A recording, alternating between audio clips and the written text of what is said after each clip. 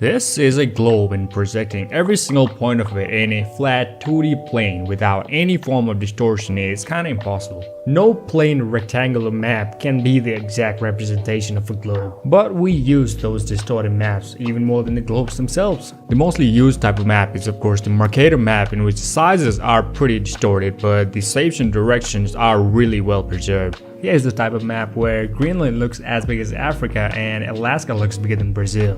There is the Gal-Peters map as well, where the sizes of countries are really precise but the shapes are flipped off. But irrespective of where you're from, I can definitely say that the Mercator's map is of course the most used one. The schools, Google Maps, Apple Maps, this type of map is used everywhere, and depending on how you're influenced by these maps or whatever you're influenced by, you might have really different perspectives on how the world is and how big or small the countries are. And to get on with the countries that most people get wrong for this size, let's start things off with the island of Madagascar. How big do you think Madagascar is? You might see it as a tiny little island just outside of Africa, but it is actually the 4th largest island in the world, with a land area of around 587,000 square kilometers, being almost as big as Ukraine. Being bigger than France as well, actually Madagascar can fit in the UK and Poland inside its borders and still have room for Belgium as well. Putting it over Europe just like that, it stretches from Moscow all the way down to Istanbul in Turkey. And over the US, it looks like that, stretching from Ottawa in Canada down to Jacksonville, Florida, and with width covering from Columbus, Ohio to New York City. And with a decent population of around 30 million, Madagascar is really bigger than you think it is.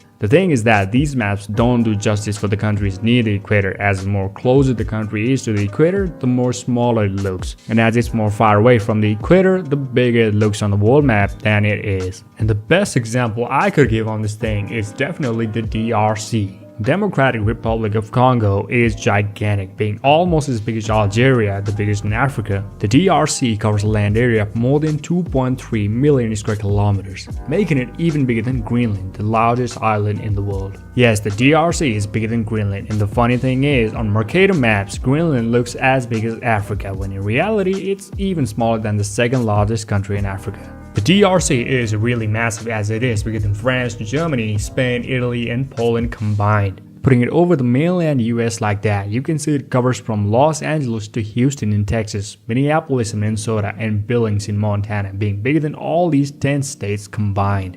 And putting it over Europe, it looks like this, stretching from Moscow to Stockholm to Ankara and Milan. Not just the DRC, most of the African countries are way bigger than we think they are. Africa as a continent is quite massive, almost being twice as big as Europe. Africa is big enough to hold the US, Brazil, and China completely inside of it. But our next stop would be South America, visiting the 8th biggest nation in the world, which most of us do not realize how big it is. It's Argentina. Well, Argentina is really massive, covering more than 2.7 million square kilometers of land. It is the Saturn of South America. It really stretches all the way down, as the northernmost point of Argentina is closer to the island of Trinidad and Tobago than its own southernmost point. Putting it over Europe and flipping it like this, you can see it covers a really big portion of Europe, stretching from Dublin, Ireland all the way to the easternmost point of Ukraine, and over North America from the US-Canadian border all the way down to Guatemala. Talking about the Jupiter of South America, Brazil, it is gigantic. Being even bigger than the contiguous United States, it is almost as big as the continent of Europe as well. Even over the giant continent of Africa, you can see it covers a really big portion of it, from the capital of Cameroon all the way down to Cape Town, almost covering every single country in between. There are 30 nations in the world with a land area of over 1 million square kilometers. And of course, the countries like China, the US, Australia, and Mongolia would come to mind. But Peru and Ethiopia are some of the countries that we usually misunderstand for their sizes. Well, getting on with Peru, it is actually the 3rd largest in South America. And if we put it on North America, it would cover from Edmonton, Canada to Albuquerque in New Mexico. Ethiopia is quite big as well, being as big as Texas, Oklahoma, and Louisiana combined. But what makes Ethiopia so big is its population. The population of around 123 million, Ethiopia actually has the 2nd largest population in Africa after Nigeria. Actually, in sub-Saharan Africa, Ethiopia has the 3rd largest economy behind Nigeria and South Africa. So Ethiopia is kind of a big deal in Africa. Now getting to Asia, to the 7th largest nation in the world, India. India is gigantic as well. Well, of course, you're never gonna miss India on a world map because of its size, but you might not get an exact idea on how big it is. With land area more than 3.2 million square kilometers or 1.2 million square miles. A country that would stretch from Oslo in Norway to Tripoli in Libya and from Paris all the way to Moscow, being bigger than all these countries combined. Actually, India could fit in Alaska, Texas, California, and Utah inside its borders and still have room for Ohio. India is massive, and it's amazing that it was entirely under this guy right here, which is like 13 times smaller than India right now. And with the largest population of more than 1.4 billion, which is even more than that of North America and Europe combined, India is really a giant.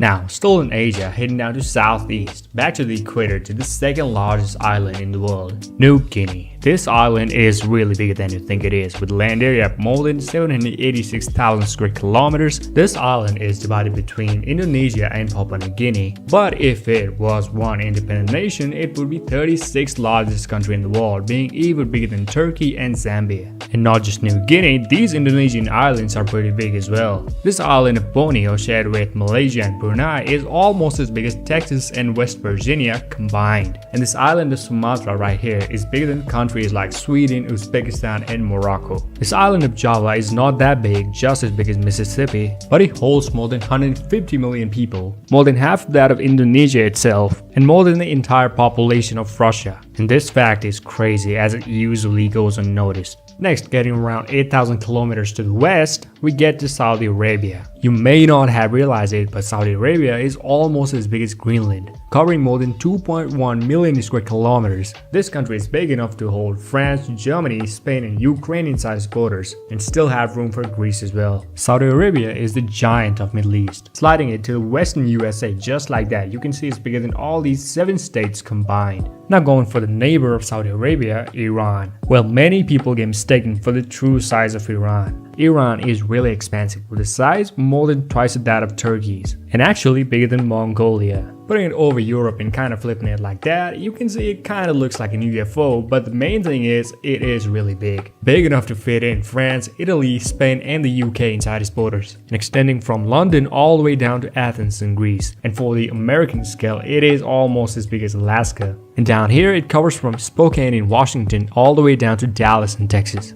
Yeah, pretty big. The thing is that maps lie to you. Many of these maps are Eurocentric, meaning most maps were designed by Europeans to make Europe more precise on world maps. And as we are more influenced by these maps, of course we tend to have a really inaccurate perspective of the entire world, viewing Brazil as big as Alaska. If you want to have an accurate representation of the entire world, the closest thing for that is globe. But the thing is that globe is not accurate as well. It shows the world as a perfect sphere, but it's not, right? The exact shape of the world is not symmetrical at all. And this is one of the main reasons that representation of the entire world in a small piece of paper or plastic is really inaccurate. Hopefully I was able to change something in your mind. I usually make these types of small documentaries or video essays. There's surely more coming out. Stay tuned for that, and I'll see you guys in the next one.